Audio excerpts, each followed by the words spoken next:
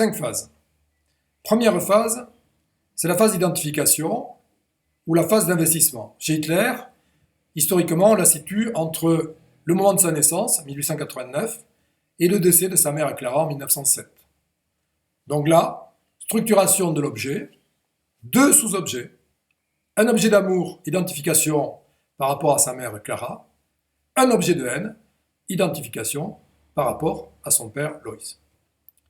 Je précise bien sûr, au cas où il y aurait une confusion, que l'objet d'amour ne va pas vers la mère, forcément, il peut être vers la mère ou vers le père, et que l'objet de haine peut aller également vers la mère ou vers le père. Voilà, ce n'est pas spécifique à l'un ou à l'autre.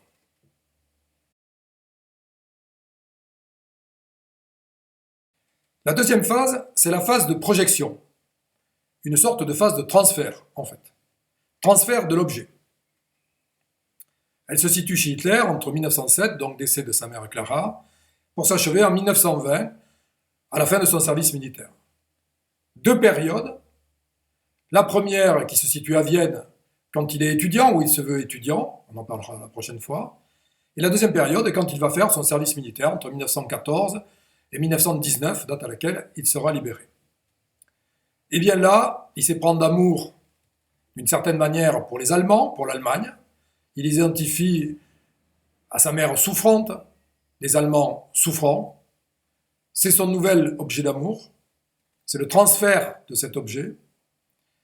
Quant à cette Allemagne, elle est persécutée, au dire des autres, on précisera qui, au dire des autres, eh bien, les autres désigneront les Juifs comme étant les persécuteurs des Allemands. Le transfert se fera entre l'objet de haine, son père Loïs, et l'objet de haine, qui est désigné en tant que tel, qui sera les Juifs. Le traité de Versailles 1918 renforcera cette conviction qu'a Hitler que les Juifs sont responsables de tous les maux de l'Allemagne.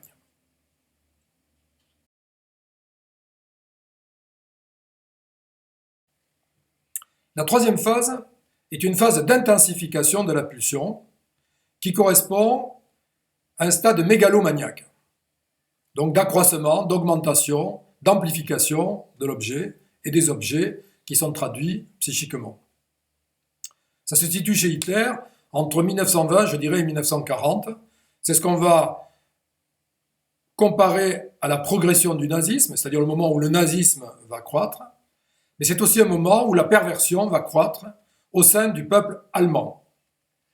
Et bien là, c'est l'agissement du pervers narcissique sur une victime altruiste, mais qui est aussi en situation de faiblesse, c'est le peuple allemand, sorti d'un traité de Versailles qui a été très dur pour lui, et quelque chose qui va aggraver la situation du peuple allemand, qui est le crash boursier de 1929, auquel Hitler et les Allemands attribueront la responsabilité.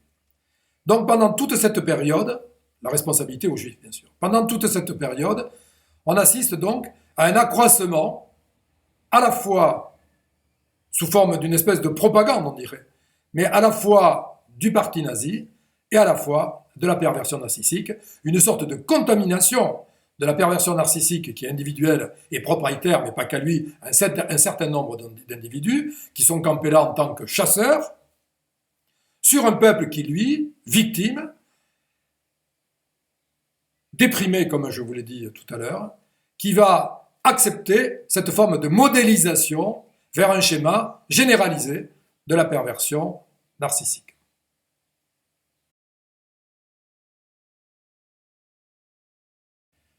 La quatrième phase, c'est la phase de décompensation. Elle est commune à tous les pervers narcissiques. Chez Hitler, on la situe entre le 31 juillet 1940 et le 10 octobre 1941. C'est le moment où Hitler se sent trahi, manipulé. Il négocie avec Churchill pendant pratiquement un mois. Il espère que l'Angleterre, qui est rentrée en guerre avec l'Allemagne l'année passée, va signer un traité de paix. Mais là, Hitler est dupe puisqu'il est manipulé par Winston Churchill, qui lui négocie de son côté avec les États-Unis. Et à cette date précise, du 31 juillet, Churchill va obtenir un accord avec Roosevelt.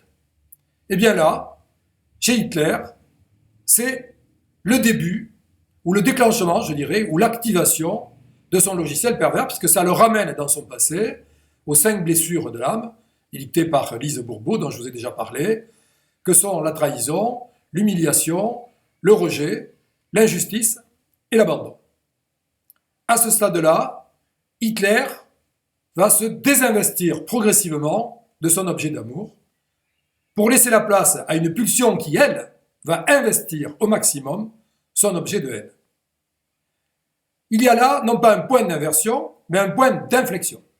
C'est-à-dire que la pulsion, au lieu de souffler sur les 2 versants de la montagne, ne va plus souffler que sur un versant de la montagne, c'est-à-dire le versant de l'objet de haine, en se désinvestissant progressivement de l'objet d'amour. Il y a donc une inflexion, il y a un changement de destination de l'objet. Cela s'achève, cette période, cette phase, s'achève avec son fameux discours, ou son fameux propos plus exactement, qui est l'éloge du crime, l'éloge du meurtre, qu'il prononcera le 10 octobre 1941, où il légitimera d'une certaine manière le meurtre comme étant chose nécessaire, quand il permet à un groupe d'individus de survivre, ce qu'il désignera comme un groupe d'individus, lui, bon, par rapport, bien sûr, à l'autre groupe qui est mauvais, les Juifs.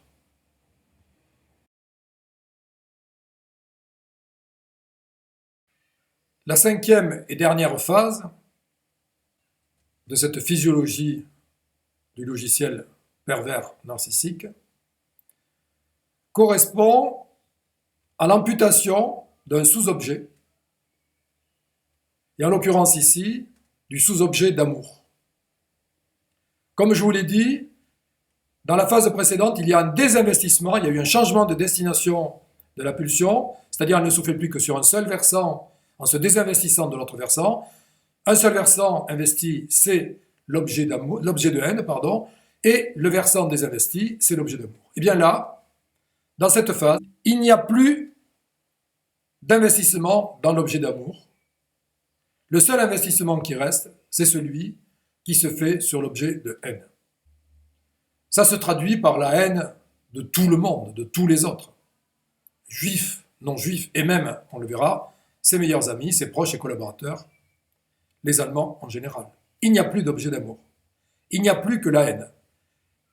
Après ces négociations loupées avec Churchill, son désinvestissement est complet. L'angoisse chez Hitler devient maximale. Cette angoisse va nécessiter pour lui d'investir à nouveau un objet, donc il y a une jouissance qui est nécessaire. Cette jouissance, il ne la trouvera plus qu'au sein de l'objet de haine, puisque l'objet d'amour a disparu.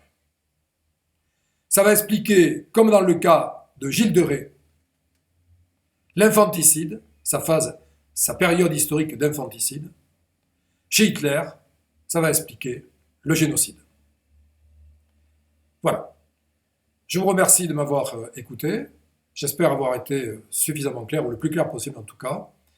Et je vous propose que l'on se retrouve lors de la prochaine vidéo sur les pervers narcissiques, qui sera consacrée à Hitler et notamment à son enfance.